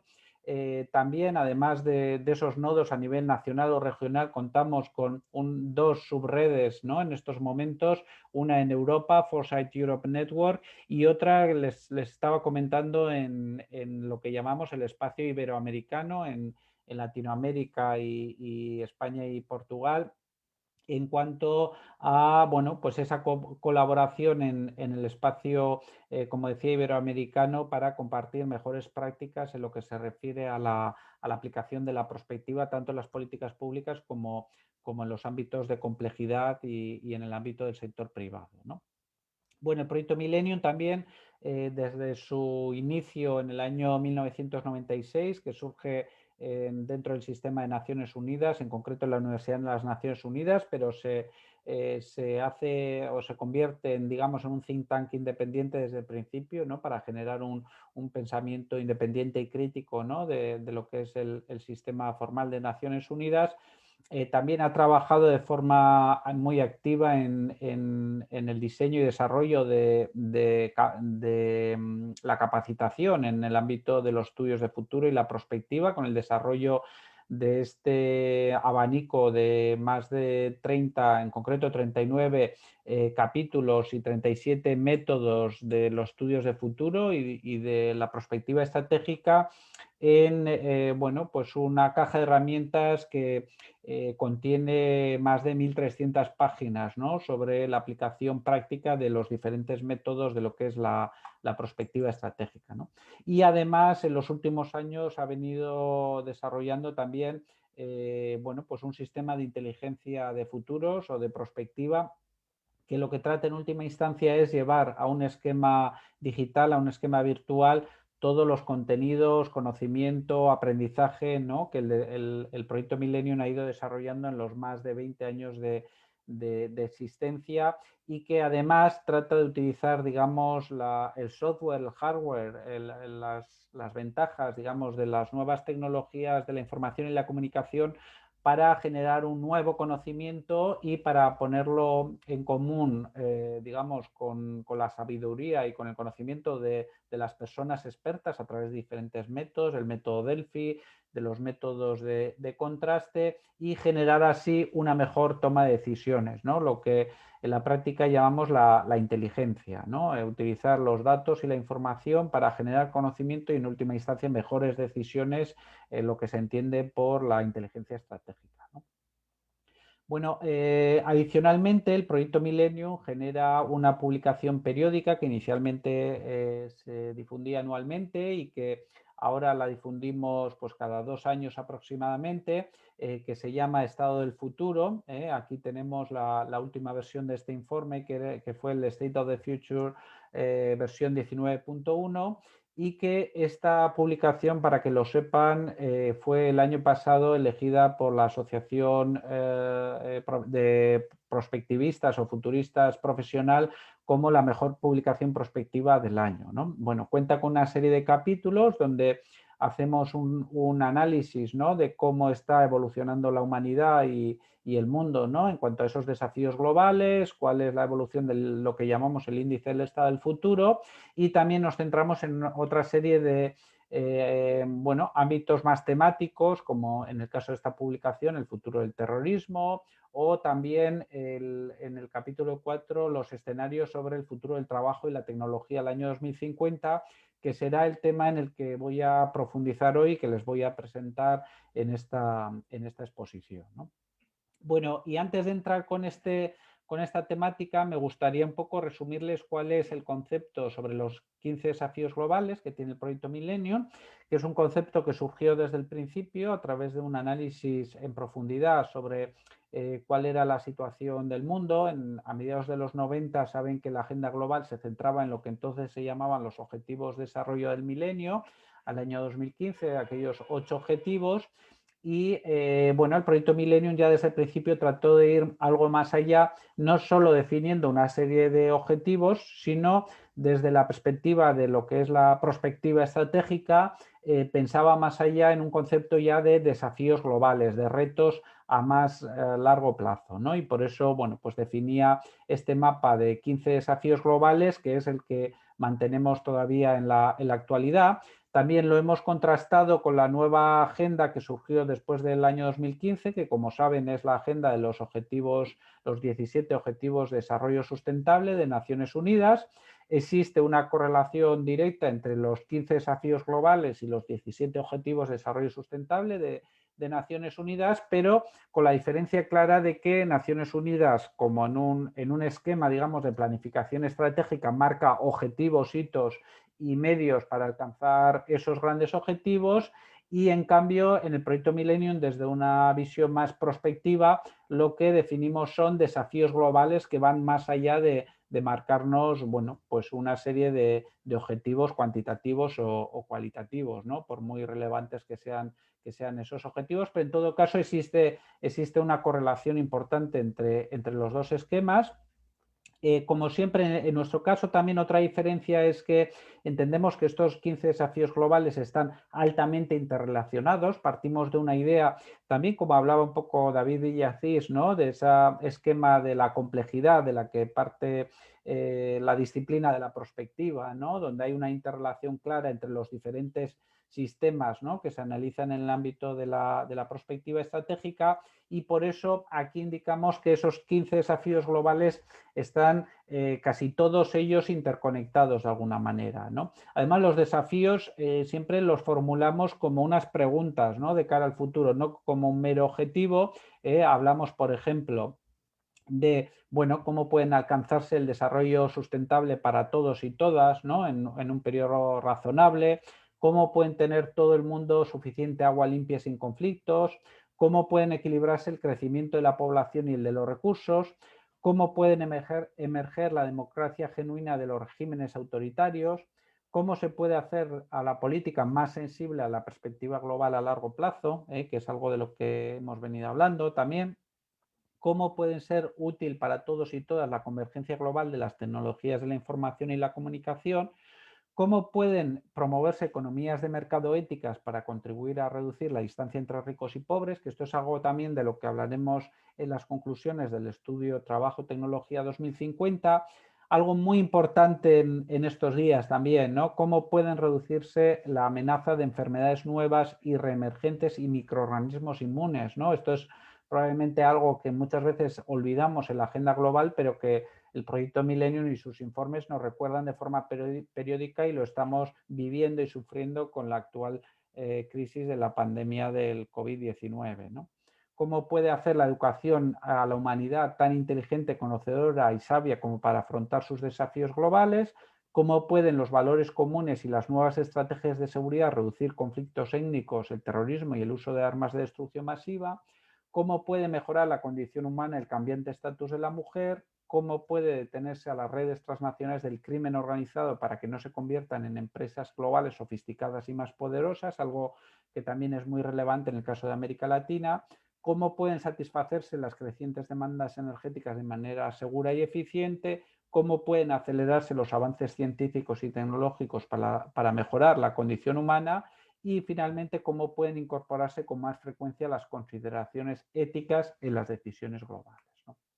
Bueno, a partir de este abanico de desafíos globales, en el proyecto Millennium monitorizamos anualmente cuál es el avance de la humanidad, del conjunto de la sociedad en cuanto a esos 15 desafíos globales, a través de este índice del estado del futuro que le llamamos SOFI. En este caso tenemos la actualización hasta el año 2017, y como verán podemos decir que en su globalidad la humanidad está mejorando de forma clara, ¿no? En la mayoría de los indicadores vemos una mejora sustancial, si bien es cierto que, como se veía ya a finales de los años, la primera década de los años 2000, hubo una crisis importante que también supuso un parón en esa mejora gradual que estaba experimentando la humanidad, ¿no? Bueno, esto no significa que estemos mejorando en todo, lógicamente estamos ganando en algunos ámbitos y estamos perdiendo en otros. ¿En qué estamos ganando? Bueno, estamos viviendo más tiempo, tenemos vida más saludable, estamos reduciendo la pobreza en términos globales, les hablo, y con un poco con independencia de crisis puntuales que podamos tener, pero en las series, digamos, más largas vemos que la pobreza en general se está reduciendo, incluso a niveles históricos en las últimas décadas. Contamos con más bienestar, tenemos más y mejor educación, tenemos mejor acceso a los recursos de agua, una mejor eficiencia energética, se está reduciendo la mortalidad infantil y claramente está aumentando el número de usuarios que tienen acceso a la red de Internet. ¿Dónde estamos perdiendo? Bueno, pues fundamentalmente somos más personas y consumimos cada vez más recursos, pues lógicamente en el eje medioambiental estamos empeorando de forma clara. También existe un aumento del rechazo social a las políticas y a muchos elementos que están empeorando. También vemos un auge, un aumento de hitos vinculados con el terrorismo, con la corrupción y con el crimen organizado en general, ¿no? Bueno, y a partir de aquí, además, el proyecto Millennium está formulando una serie de estrategias globales integradas desde una perspectiva también de la perspectiva estratégica, otra vez, no de las respuestas habituales, de las respuestas más lineales, sino más en el concepto que David Villacís mencionaba de la complejidad, ¿no? Siendo un ejemplo, el ámbito, por ejemplo, de todo lo relacionado con el impacto del sistema alimentario en el cambio climático. Sabemos que la producción de carne animal está generando un desafío importante al aumento de los gases de efecto invernadero. Y todo ello, bueno, pues genera ahí digamos, un desafío importante que tenemos que abordar con soluciones imaginativas como las de la carne sin animales, digamos, generar alimentación a través de la biotecnología que no esté basada en animales como los conocemos en la actualidad. Bueno, esto pues, supondría una revolución total y ya tenemos una perspectiva de que esto es posible en pocos años y va a suponer una solución muy efectiva, sobre todo a generar un sistema alimentario que no tenga un impacto ambiental tan negativo, ¿no? Así, siguiendo en este ejemplo, el proyecto Millennium está proponiendo una serie de respuestas y de estrategias que supongan una visión más sistémica y más eficaz y eficiente a esos grandes desafíos. Bueno, y a partir de aquí ya entro en el tema del futuro del trabajo y la tecnología. Esta investigación partió de, bueno, pues una serie de hechos a los que nos enfrentamos como sociedad hoy en día, lo que llamamos la inevitabilidad de una nueva economía. Estamos asistiendo a una mayor concentración de la riqueza, que esto es algo conocido y se está produciendo en la mayoría de los países. Las diferencias de ingresos son cada vez mayores. Se está produciendo un crecimiento económico sin generación de empleo o sin tanta generación de empleo como ocurría en el pasado. Y sabemos que también la rentabilidad de la inversión en capital y en tecnología es generalmente mejor que la realizada en actividades intensivas en mano de obra. Las tecnologías futuras pueden reemplazar gran parte del trabajo humano y el desempleo estructural a largo plazo es un escenario tendencial posible. Esto es todo el punto de partida de la investigación que hemos lanzado en los últimos años. También definimos un poco un abanico de nuevas tecnologías que, además de la inteligencia artificial, que van a definir claramente el futuro del trabajo. Por supuesto, hablamos de la inteligencia artificial en sus diferentes tipologías, la robótica, la biología sintética, la ciencia computacional, la analítica cloud y el big data, la realidad artificial y aumentada, la nanotecnología, el Internet de las cosas, la computación cuántica, la telepresencia, el aumento propio de la inteligencia, lo que llamamos la inteligencia colectiva, el blockchain, la impresión 3D, 4D, los drones, los vehículos sin conductor, la tecnología consciente y, muy importante, toda la explosión que puede suponer las sinergias entre todas estas tecnologías y que realmente definen lo que llamamos la disrupción tecnológica que podría tener ese impacto determinante en el mercado de trabajo, ¿no?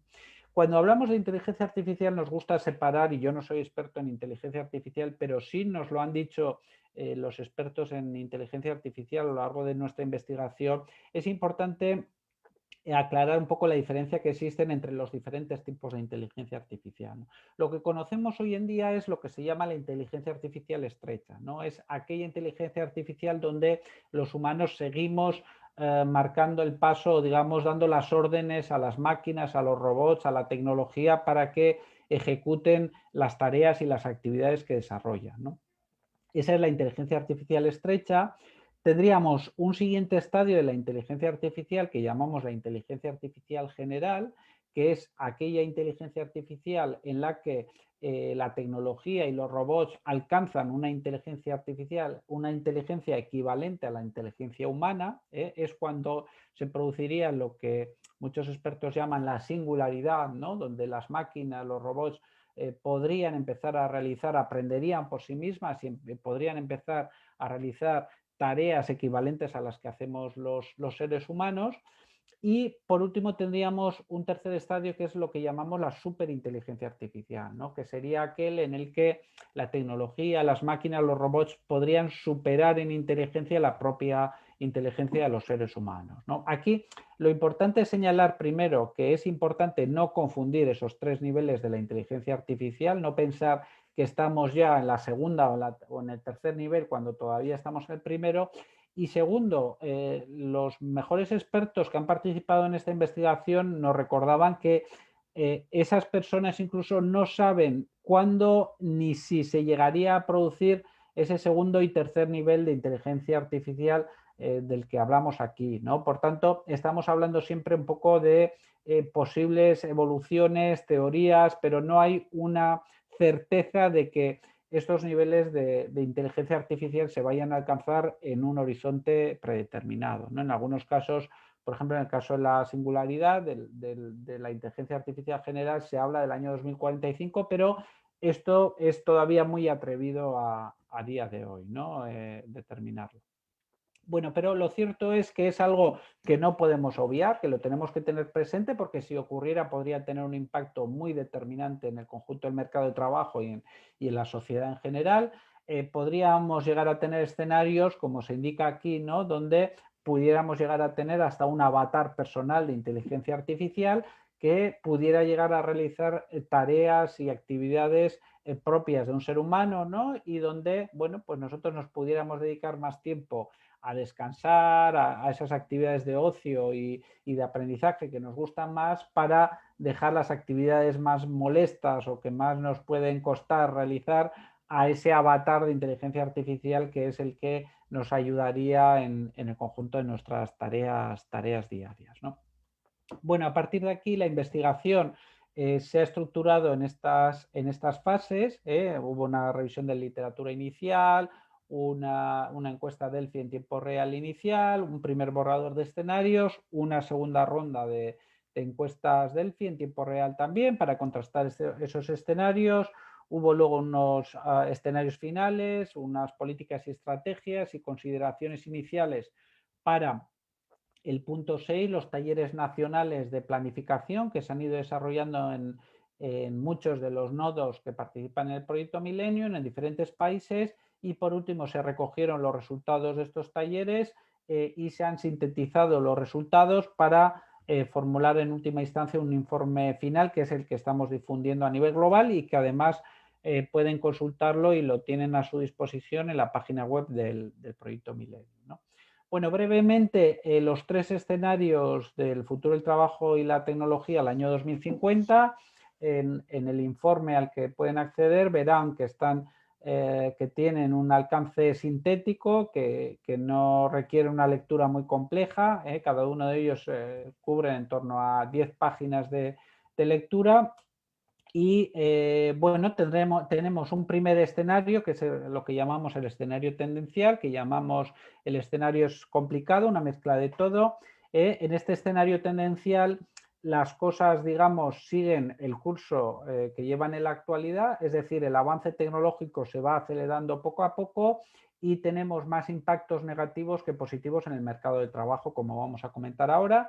Tenemos un segundo escenario que llamamos desorden político-económico, desesperación futura, que es un escenario negativo, y tendríamos un tercer escenario que denominamos, si los humanos fueran libres, la economía de la autorrealización. En cada uno de ellos también hemos hecho proyecciones sobre cómo podría evolucionar la población en cuanto a su relación con el mercado de trabajo. Y fundamentalmente agrupamos a esa población en 4 grupos: en empleados, autoempleados, desempleados o en transición, e incluso en la economía informal.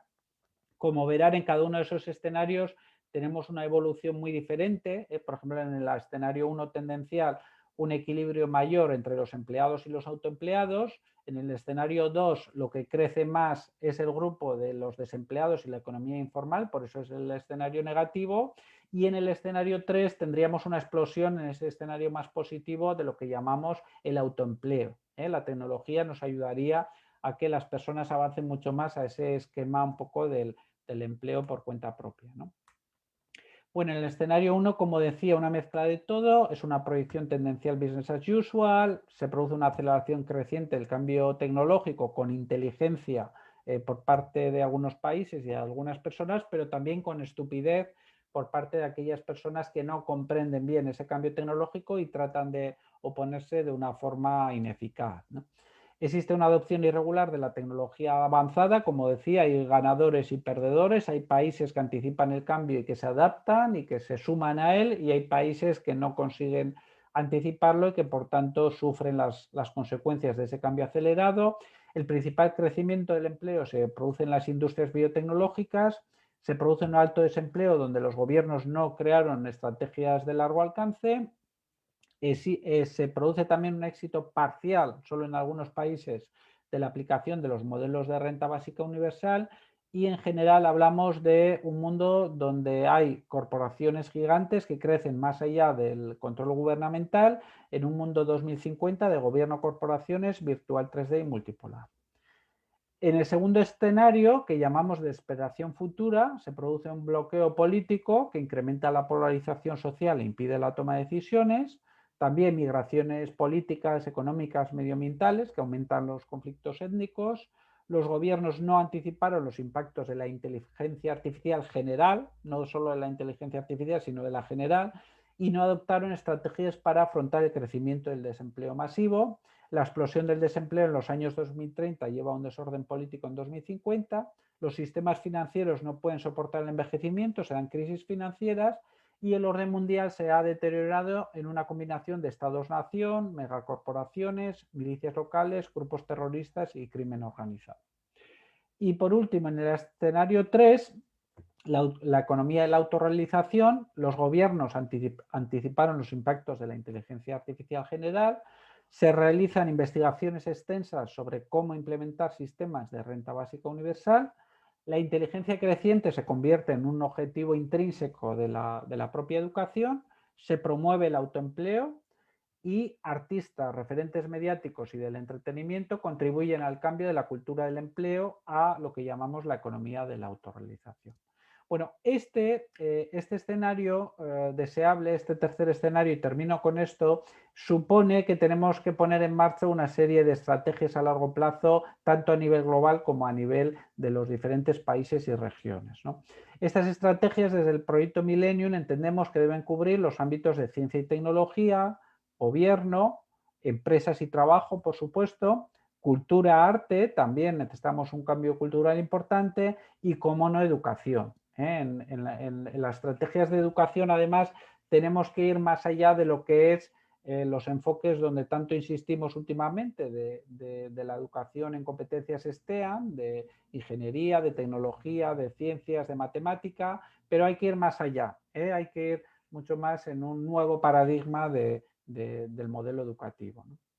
Bueno, con todo ello, desde el proyecto Millennium hemos formulado estrategias en estos 5 ámbitos, tanto a nivel global como a nivel regional y nacional, por parte de los diferentes nodos que han estado realizando esos talleres de planificación prospectiva en sus países y adaptados además a las circunstancias de cada uno de los mismos, a su demografía, a su sistema productivo, a su sistema educativo, etcétera, etcétera, ¿no? Y de todo ello han surgido una serie de recomendaciones y propuestas, insisto, a nivel global y a nivel regional, que son las que se recogen aquí y están también definidas en el informe de Trabajo Tecnología 2050 y que, bueno, no voy a pasar a describir porque ya andamos un poco mal de tiempo, pero bueno, si quieren podemos profundizar en cualquiera de estos 5 ámbitos en el turno de las preguntas y del debate para que podamos profundizar un poco más en aquellas estrategias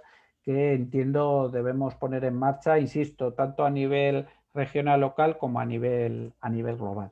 Y por mi parte, esto sería todo. Muchas gracias. Gracias. Importante la participación también de Ivonne Sugasti Garostidi de España con el tema Futuro del Trabajo y Tecnología 2050. Qué interesante escuchar las propuestas que se nos han hecho. Este es el webinar denominado Prospectiva y Complejidad, organizado por la Dirección de Educación Continua, junto a la empresa pública de la Universidad Laica Eloy Alfaro de Manabí. Hemos tenido participación inicialmente de Lidia Garrido Luzardo de Uruguay, con el tema toma de decisión en contextos de complejidad, incertidumbre y sorpresa. Y luego tuvimos la participación del ecuatoriano David Villasís con el tema problemas de la gestión estratégica en organizaciones complejas. Y por supuesto, cierra la participación Ivonne Sugasti Garostidi de España con el tema futuro del trabajo y tecnología 2050. Tenemos aún el ciclo de preguntas que vamos a trasladar rápidamente para que nuestros participantes, tal como valga la redundancia, como participaron inicialmente, respondan a preguntas que nos han llegado. La primera pregunta sería para nuestra primera participante, que es Lidia Garrido, y viene de Isabel Barreiro. Dice, la educación está hoy en el contexto de un paradigma científico, clásico y complejo. Lo pone en signos de interrogación. Adelante, querida Lidia. Bueno, muchas gracias por Isabel, por la pregunta. Bueno, contestar generalizando no sería lo adecuado. Por ahí sí utilizar algunas referencias particulares, algunas experiencias concretas, que el contexto de pandemia yo creo que ha venido propiciando.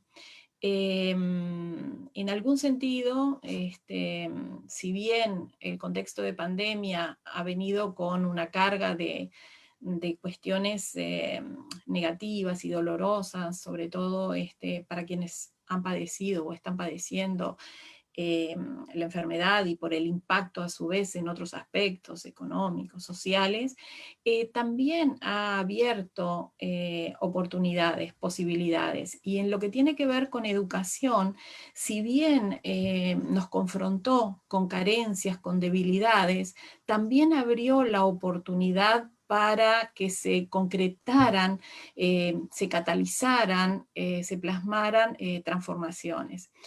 Esto nos lo demuestra un estudio y un trabajo que hemos venido realizando justamente en los meses de pandemia, desde abril, mayo, en Uruguay, trabajando con 90 centros educativos en un proceso de aprendizaje transformacional, aprovechando la incertidumbre, no como una fuente de temor, de parálisis, sino justamente como un espacio de posibilidades para la creatividad. Entonces, siguiendo esa curva de aprendizaje que yo les comentaba, que nosotros generamos en los diseños de laboratorios para trabajar justamente con la incertidumbre, bueno, ya directamente el contexto de pandemia nos daba un laboratorio natural, donde necesariamente había que apelar a orientarse en ese bosque, ¿no? Esa imagen que yo ponía del bosque con los signos de interrogación, a orientarse en lo no conocido, orientarse dentro de la sorpresa, dentro de la indeterminación, dentro de la ambigüedad. Los resultados de este proceso de 6-7 meses los presentamos en el Summit de UNESCO ahora en diciembre pasado, Y lo hicimos en una modalidad tipo pechacucha, que son esas presentaciones de 6 minutos y poquito, donde le pedimos a los directores y directoras de centros educativos que plantearan, que mostraran, que compartieran sus experiencias. Es irreproducible en estos momentos porque me llevaría todo el tiempo o más de lo que fue toda esta actividad. Digamos que trasladar o traducir o traerles la riqueza de las experiencias de aprendizaje transformacional que lograron descubrir, inventar, propiciar, tomando entonces este enfoque que abraza la incertidumbre, que abraza la indeterminación, que se apoya en la reflexividad, que utiliza estos 3 bucles de aprendizaje, ¿no? Para cuestionar los modos en los cuales nosotros hacemos lo que hacemos y cómo lo hacemos. Entonces, en este caso, por ejemplo, que eventualmente después también les puedo compartir, lo que hicimos fue aplicar este marco conceptual heurístico para poder entender en las distintas dimensiones que fui simplemente hoy mencionando los títulos, qué cuestiones aparecían. Entonces, intentando cerrar como respuesta lo que tú me estás planteando, diría que sí, que hay muchas posibilidades en estos momentos de generar aprendizajes a partir de lo que el propio contexto de la pandemia nos ha obligado, a salirnos de los modos más lineales, en ese tándem que es la educación entre enseñanza-aprendizaje, hacer mayor énfasis en el aprendizaje, en una incorporación de lo tecnológico, pero de lo tecnológico con sentido, en esta necesidad de darle sentido frente a esa desorientación inicial que hubo, a posibilidades de aprendizaje que ya no pasan por la optimización o por concepciones sumativas, sino ir más hacia conceptos más formativos y experimentales sobre todo, donde se entiende que el aprendizaje es individual y colectivo a la vez, y que además es múltiples entre unos y otros. Entonces, ya no es la cuestión de incorporar más tecnología para los mismos formatos, sino entender modos distintos del aprender. Perfecto, gracias estimada Lidia Garrido por esta respuesta que nos ha dado a la pregunta que se había formulado por parte de Isabel Barreiro. Ahora tenemos otra pregunta, esta está dirigida previo a eso, me indica la directora de Educación Continua, María Belén Muñoz, me dice que incluso se podría, para profundizar el tema en cuanto a la perspectiva, se podría organizar ya un curso directamente establecido para docentes y estudiantes de los últimos semestres, que sería muy interesante. Creo que la plantea así de esa manera y sería, insisto, muy interesante contar con vuestra valiosa presencia en cuanto a los temas que manejan. Vamos ahora con la pregunta para David Villasís. Dice, ¿cómo aplicar la gestión estratégica para mejorar la productividad en un entorno cambiante e imprescindible como el actual? Muchas gracias por la pregunta. Justamente dentro de la gestión estratégica, debemos considerar este tema de la prospectiva. A nivel nacional está muy poco conocido, a pesar que hace 15 años que ya vengo trabajando en el Ecuador con prospectiva, pero no conoce mucho del tema, pero en realidad, dentro de la gestión estratégica, la clave de planificar por escenarios o prospectiva es lo que se necesita para poder mejorar la productividad y mantener en una situación saludable la empresa para enfrentar a diferentes escenarios. Justamente los escenarios prospectivos de los que yo hablaba, se habla de escenarios prospectivos, son un espectro, pueden ser N escenarios. Por lo general en mis clases analizo un espectro de escenarios de unos 6 escenarios por lo general, que son el escenario optimista, pesimista, tendencial y el cisne negro. En estos escenarios cisne negros son escenarios adversos, poco probables, pero de alto impacto.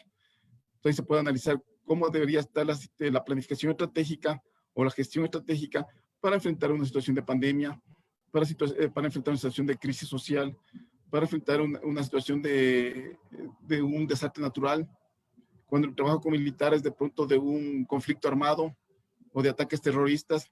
Entonces, la clave de esto de planificar por escenarios, que a nivel de Francia conocemos como prospectiva, pero a nivel inglés es foresight, a nivel americano es forecasting. Entonces, lo ideal es tener varias visiones de futuro, tener varias visiones, tener varios futuros, entre los tendenciales, también tener probables y tener algunos adversos para poder desarrollar nuestro plan estratégico que sea capaz de adaptarse a cualquier situación. Entonces, la clave es tener un plan estratégico adaptativo a las situaciones o escenarios que se presenten. No puede ser por lo general estamos acostumbrados a hacer un plan estratégico anual. Estamos nosotros hablando en perspectiva que se tiene que planificar un escenario a 10 años y dentro de a los 10 años se van construyendo año a año para llegar al escenario apuesto.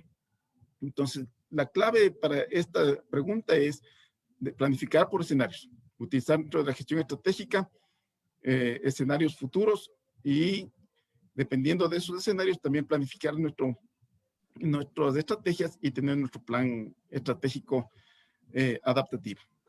Eso sería de mi parte y como decía, estoy a la orden. Si por tiempo, luego por correo electrónico nos pueden mandar las preguntas. Gracias.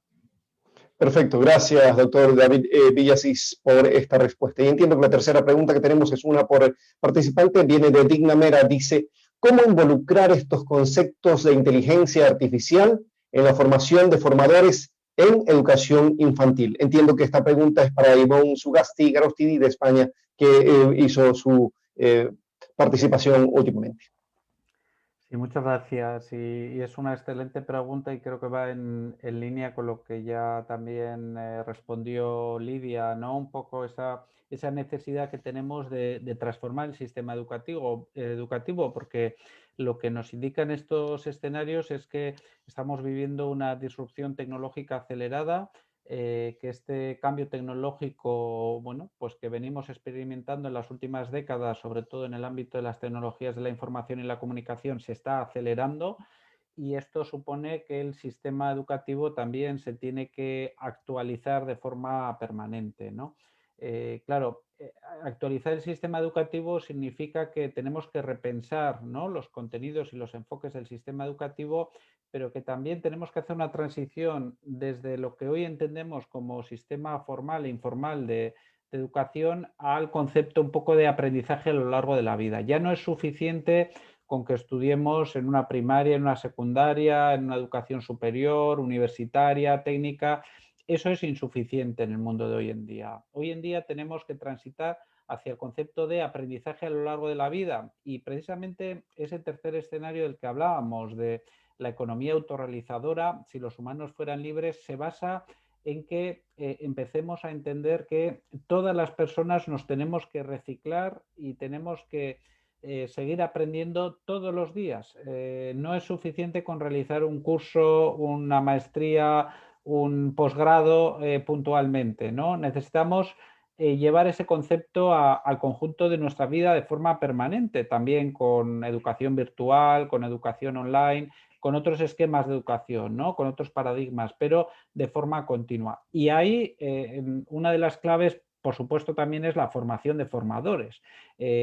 Claro, ese cambio de paradigma en la educación tiene que empezar por reciclar y que ese esquema de aprendizaje a lo largo de la vida empiece por parte de los propios formadores, que se tienen que actualizar de forma permanente, ¿no? Por tanto, veremos que esa será probablemente lo que marque la diferencia, ¿no?, entre estar en el grupo de, como decíamos, de los ganadores o de los perdedores a la hora de afrontar ese cambio tecnológico, y ojalá que el conjunto de la humanidad lo pueda afrontar de una forma muy positiva, ¿no? Porque, y también termino con esto, como decía David, si algo hemos aprendido con esta pandemia es que es más importante que nunca que planifiquemos por escenarios.